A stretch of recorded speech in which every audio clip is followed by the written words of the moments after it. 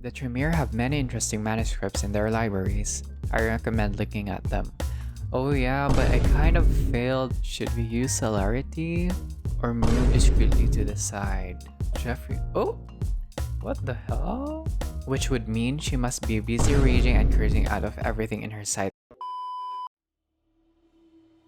Yeah, I'm kinda curious what this guy is about, so I think I'll meet him.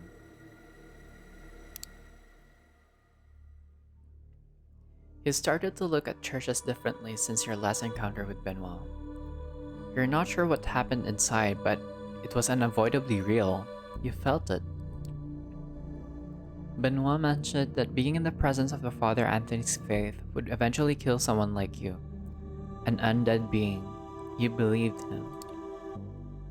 It doesn't seem to be very common though. In New York, you pass thousands of people every night and none of them have made you feel as so afraid and insignificant. If you were to encounter someone like Father Anthony in the subway or a nightclub, you would know. There are many churches in the 5 boroughs, and you're pretty sure most of them don't contain someone whose faith can touch you in this way. And yet you've become wary. They just might. Still, tonight the cathedral looks as before. A striking landmark acting as a symbol of faith for people who have no idea that vampires exist in their midst. For them, questions of faith and myth are theoretical or philosophical. For you, those same questions suddenly define the meaning of your new existence. You sneak into the cathedral like an old hand, as if going to church had been a regular part of your life. Inside, the cathedral is almost deserted. You're not sure if you'll be meeting Benoit alone. The idea of feeling Father Anthony's faith in your undead flesh freezes you with terror. Benoit is waiting for you in the front pews of the cathedral in the exact same spot where you saw Father Anthony. Worried, you approach, but you don't feel the touch of faith that shook you before. Benoit nods as you sit next to him in the pew.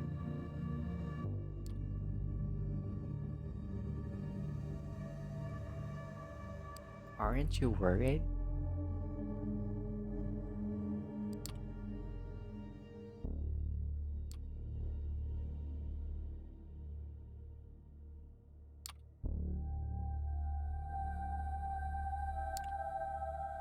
Benoit is fervent and tense as he speaks. It's clear these questions have consumed his existence. Perhaps they'll consume yours too.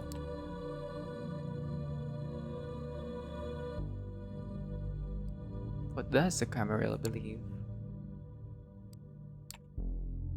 It's true the elders are not always so good at teaching their childer. Maybe the Camarilla would function better if we all knew these stories. Benoit looks around reflexively to make sure nobody's listening. There are only a few people in the enormous cathedral, and they don't seem to be interested in two loners murmuring to each other in the front pew. It might seem like ancient history, things that happened thousands of years ago, but time works differently of our kind. If the stories are true, there are Methuselahs still in existence who walked the earth when Jesus was alive. The only problem is that old vampires lie. They adjust history to suit their egos. Ooh.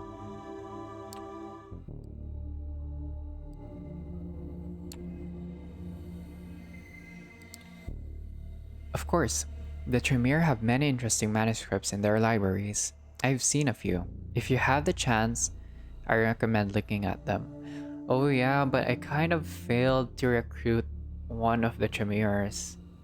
Or I failed to recruit the Tremeres, so I'm not sure how will this go.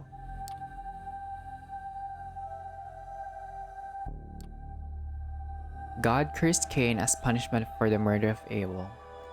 Cain walked the night shunned by humanity and drank blood to sustain himself. Even from the point of our origin, we are damned.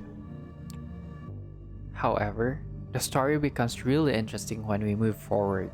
Cain creates more of our kind, often referred to as the second generation.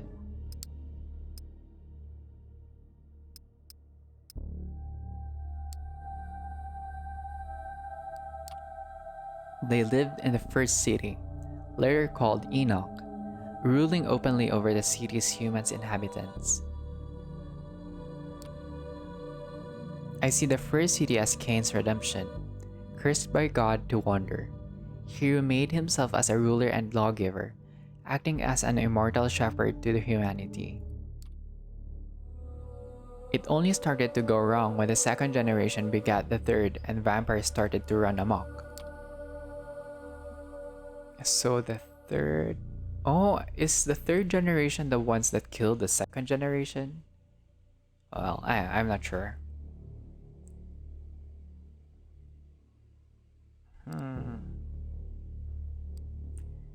I guess I'm curious about the first city. What happened to the first city? It was lost in the deluge. Noah had his ark to save him, but our kind had to rely on our gifts of blood. If you're skeptical about the piece of history, remember that even a local flood can bring massive destruction. After the first city, perhaps he was disheartened by the depredations of his descendants. The antediluvians went on to build a second city in imitation to the first, but it's doubtful their rule was just. Oh, what are antediluvians? The progenitors, members of the dreaded third generation and the founders of... Oh, okay. There are people moving in the cathedral, and both you and Benoit have made sure none get close enough to hear you talk. As Benoit goes on, your undead senses detect something that deviates from the normal hubbub of devout mortals, cathedral workers and tourists. You hear the squeaking wheels of an old wheelchair that hasn't been taken out too often. Oh?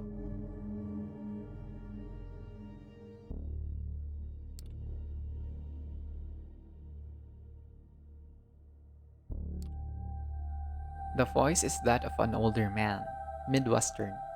He sounds exasperated, as if he was rehashing an argument for the 100th time.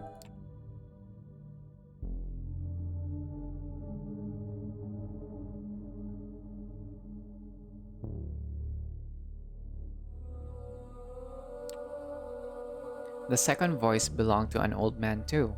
It's more intense, and still holds echoes of Russian accent.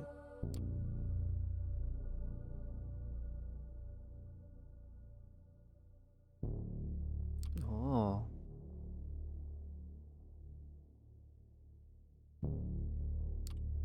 Who is this?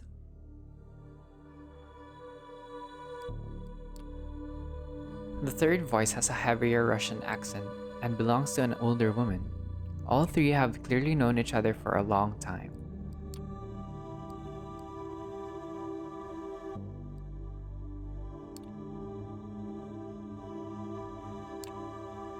You nudge Benoit and discreetly point out the three people approaching you along the cathedral's center aisle. He nods in understanding. This is bad news, whoever these three are. Should we use celerity? Or move discreetly to the side?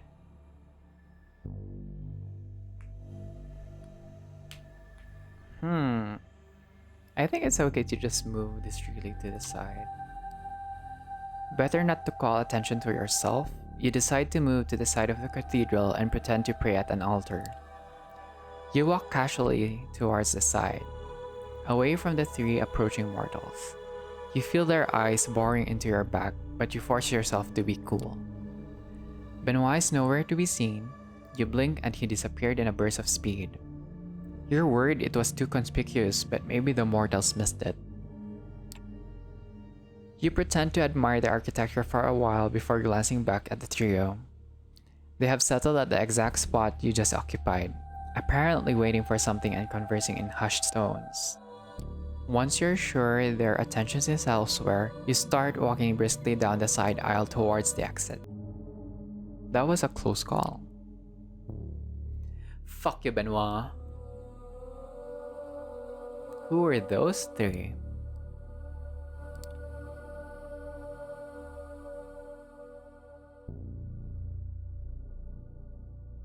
Oh. For a second, Benoit looks at you as if he was wondering whether he should say something.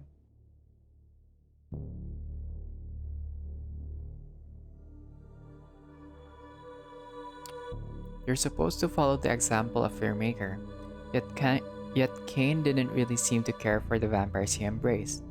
Did he think it was a mistake to create our kind?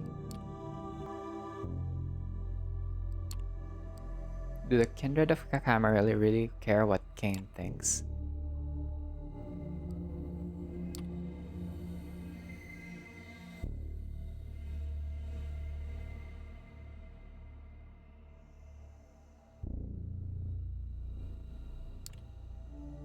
You stare at Benoit, you knew there was something he wasn't telling you. But in all the talk about Cain and the First City, you forgot about it. Now the only question is, what does this mean? Does Sophie know her child is talking to you? Probably not. Don't hold it against me, but I admit finding some pleasure in seeing you suffer the effects of Father Anthony's fate. I suppose that's the demon in me. I'm not your enemy.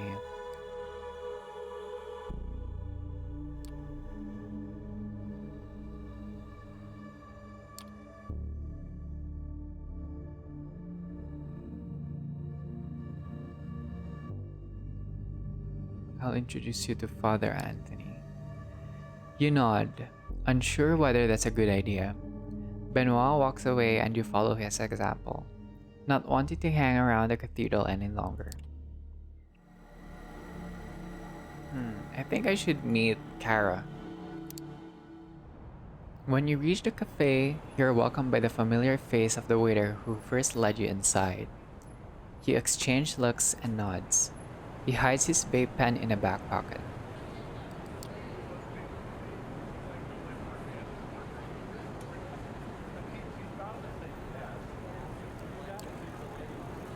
He scratches his head, shrugs, and gestures at you to follow him.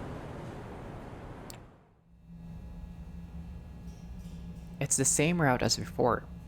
First, beyond the locked door at this end of the room with all the computers, then into an endless gray labyrinth. Finally, you reach a door that would look like any other to run. You reach a door that would like You reach a door that would look like any other to a random bystander. Of course, by now, you know that Hope's haven lies beyond. The waiter bids you adieu with an exaggerated bow and starts walking back to the cafe. You enter the familiar room. This time, the lights are on inside. Hope is inside, walking around nervously, overseeing every screen in sight. When she spots you, she wastes no time on introductions.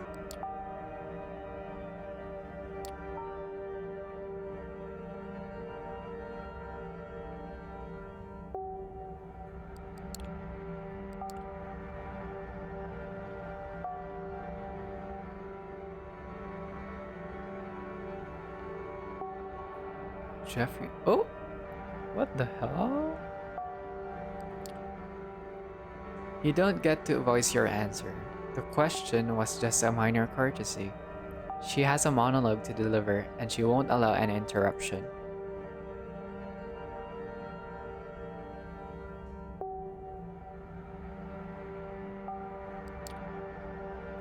The quotation marks are audible, dripping with venom.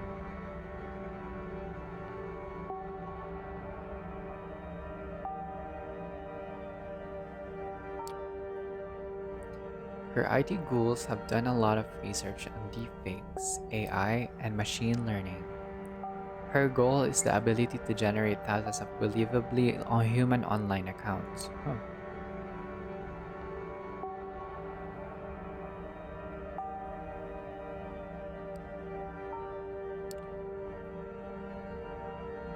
The thing is, she claims her tech is ready to be tested, but it needs one final component to work properly, and that's why.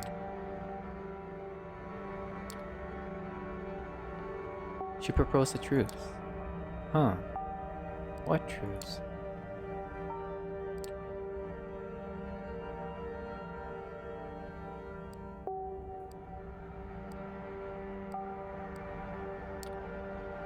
But no matter how much I hate her guts, this is a blessing in disguise. Hear me out. She picked a public place in Manhattan, neutral ground where we can meet without the fear that other party might do something stupid and violate the masquerade. She just wants to talk.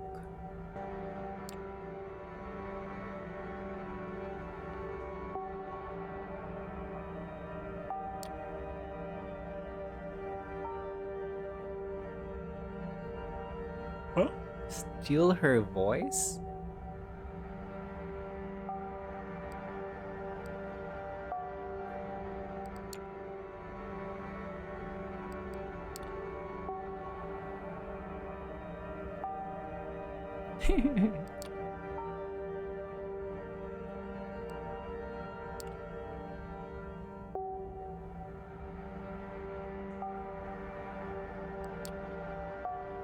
Cara's the only person there with access to every room. The security is something she came up with herself. Voice-based, but using a different password phrase every time. That means just recording her talking is not enough if we want to get in. That's why I started selling illicit materials to people with access to advanced deepfake audio technology.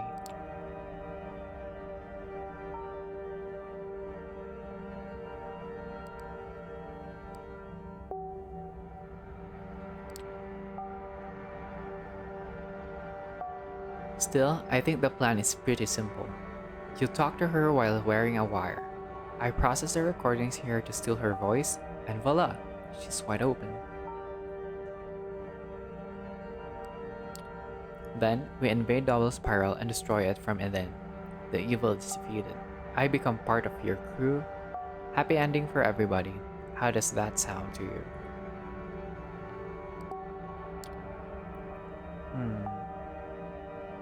Sounds fun.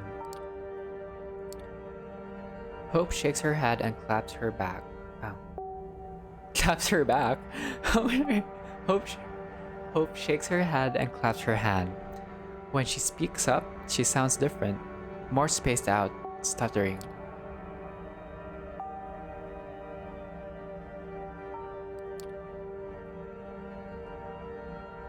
She hands you a minuscule earpiece and starts attaching a small decorative pin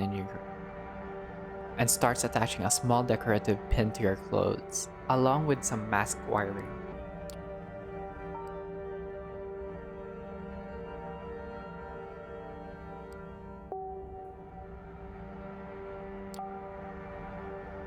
You put on the earpiece she gave you. It fits snugly deep inside your right ear.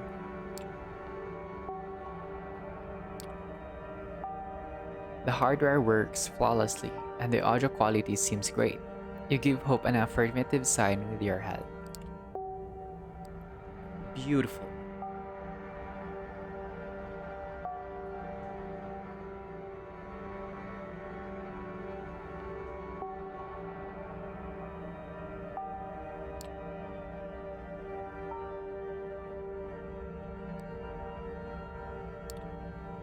I drive you there, but my car is still in the shop, and I don't want to risk being spotted by Cara's people. And I need to process the voice data from here. Which means I have a perfectly acceptable number of excuses for not letting myself anywhere close to that demonic old hag. You involuntarily roll your eyes a little bit. Hope sits in front of her screens, pretending not to have noticed.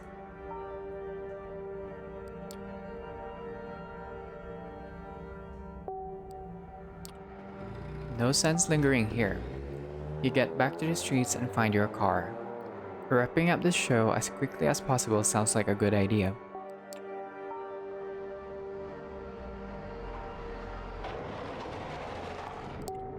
Hope's description, a giant pile of staircases, wasn't particularly helpful. From the distance, the building looks more like a giant honeycomb, designed to swarm with tourist bees. At least during the day, that is. At the moment, the place is closed to general public. A few men who look vaguely threatening and out of place are making sure nobody unwanted gets in. However, you have no problem getting up the stairs. All it takes is an exchange of knowing glances with one of the guards you are expected. A lone figure appears in your sight, staring down at the streets of Manhattan.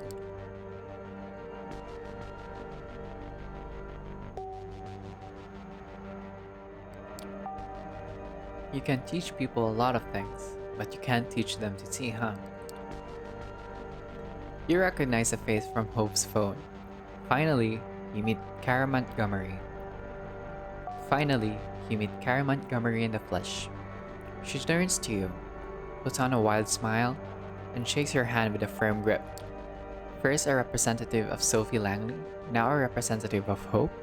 Not the way I developed my own career, but I gotta say, not many neonates get around the way you do.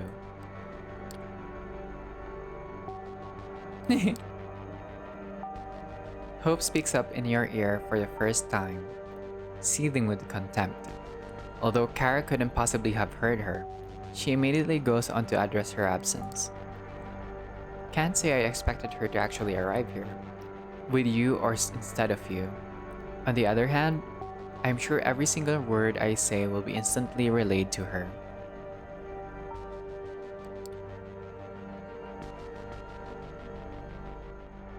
So let me make sure we cut out everyone but the middleman for a while, okay? She takes out her phone and taps the touchscreen. In a few seconds, the barely perceptible buzzing sound in your ear disappears completely. You can't hear Hope anymore, and it's probable she can't hear your voice right now either, which would mean she must be busy raging and cursing out of everything in her sight at the moment. This obvious was this obviously wasn't something she expected to happen. Could it be that Cara saw through your plan? You have to play it cool and see what happens next. Knowing Hope, you probably heard whatever scraps can be googled about me and a pile of insults for good measure.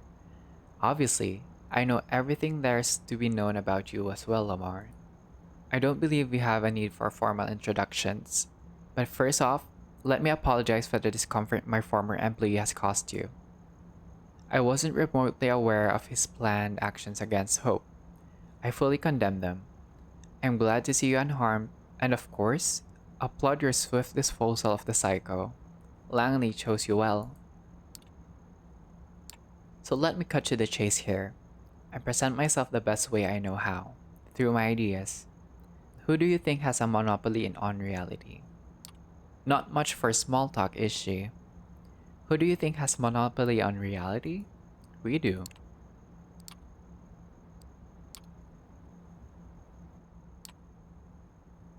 A monopoly is a bit much, but yes, we've been pretty adept at controlling the narrative regarding our existence throughout the ages. Too bad we've started slipping up recently.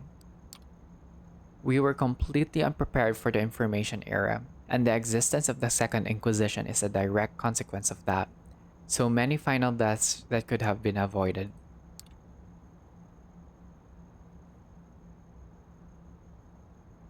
She signals someone behind you. For a while, you've been watched by Cara's men who circle around the staircases, presumably her ghouls. One of them sets off downstairs. You know, Bolivia just had a military coup.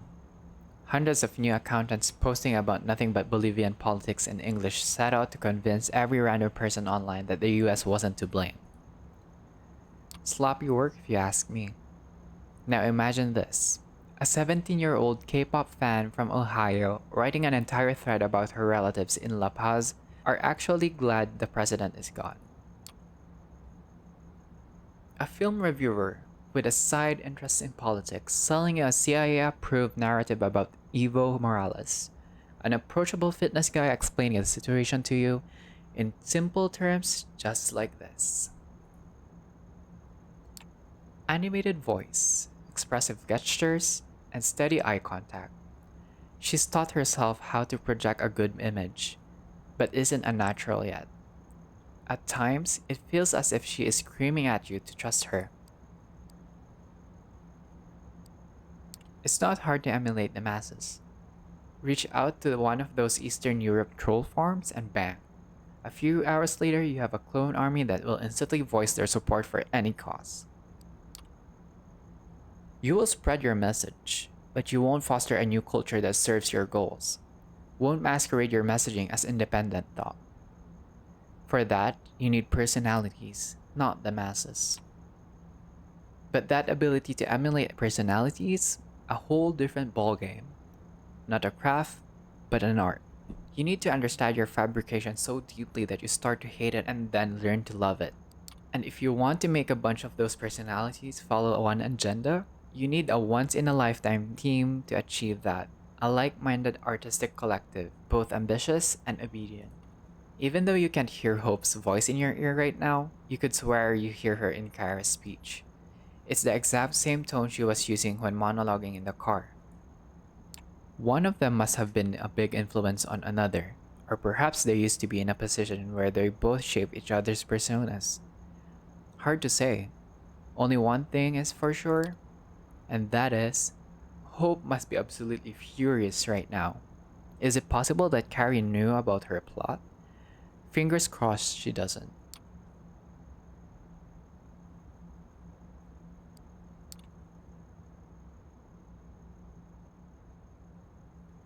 So many unalives that could be improved or even saved from the rays of first light. I have the infrastructure. I have the elders' support. All I need now is a mastermind at the center of it all. Hope. What do you mean by that? You mean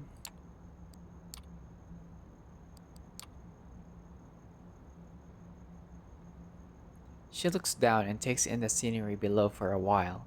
Then she points at her t-shirt, the one piece of clothing that clashes with the rest of her outfit. You know I'm a huge fan of punk. The leading idea of my company, Double Spiral, is to make everything I do a little bit punk. I'm all about clashing ideas.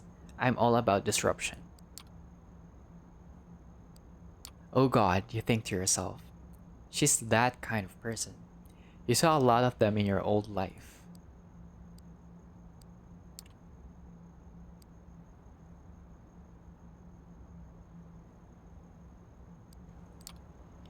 You collect yourself and escape from memory lane. Cara started talking about hope, so you'd better listen.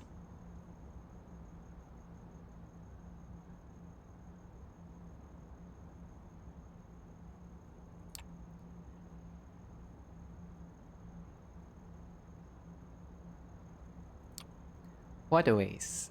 I have built an environment specifically to develop her talents and let her become indispensable to our society. But she rejects it because of some idiotic hang-ups. I don't expect you to change your mind about me just because I kept yapping and yapping. I just hope you'll keep my perspective in mind and serve as the voice of reason Hope really needs right now. Now that I've had my say, how about we put our girl back on?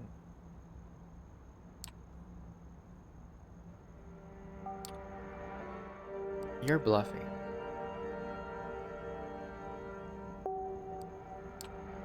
Maybe you're right, maybe not.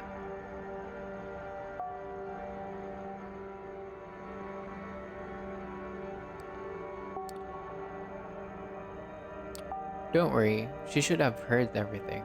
I just wanted to spare you an annoying commentary track while I introduce myself. Excuse me for a second. One of Kara's guards approaches to show her something on his phone.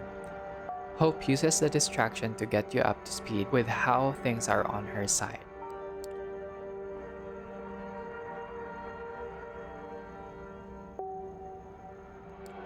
I have a lot of data from her monologuing and some private sources, but the more we gather, the better. This display here says more K letters could be useful.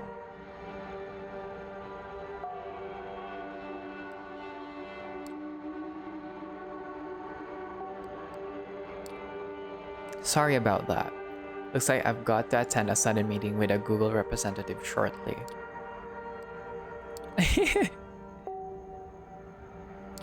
By the way, does anyone but Hope know about this little rendezvous? Your patron, any other companion, or maybe the Nosferatu? Nobody.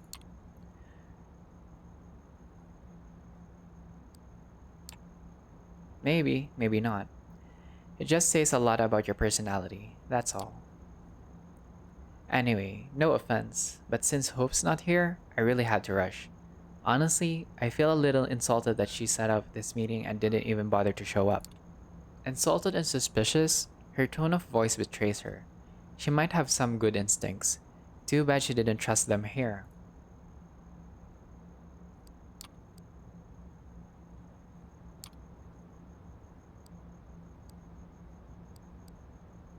Even if you don't see it my way now, I believe I've sown some seeds here that might sprout in the near future.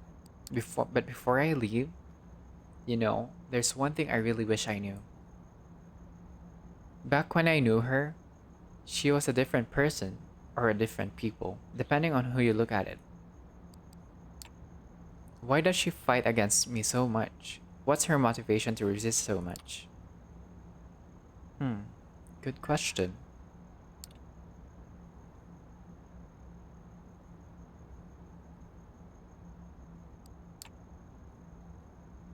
What's your answer? Survival. Spare me. If she just wanted to keep pulling through, she'd have a much better chance by my side. Pride or spite would be far more believable as an answer. Should have told me you either don't know or don't trust me.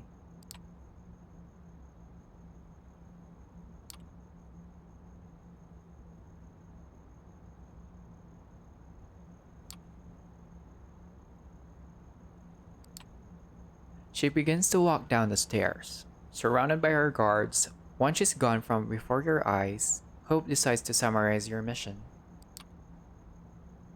For the love of Christ, we wish you could have kept her droning on her for a little longer. Turns out the T letter could use some more improvements as well. Not complaining though. You did good. And don't worry, the data I have should be more than enough to generate a convincing deepfake.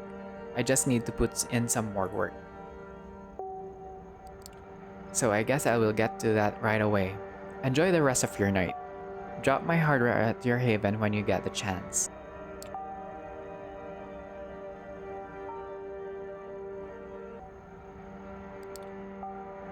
And once we're done with her, we'll talk about how I can repay your generosity. Amen. The connection drops. It looks like that's all for now. You gaze at the sea of lights around you for the last time and then start making your way back to the street.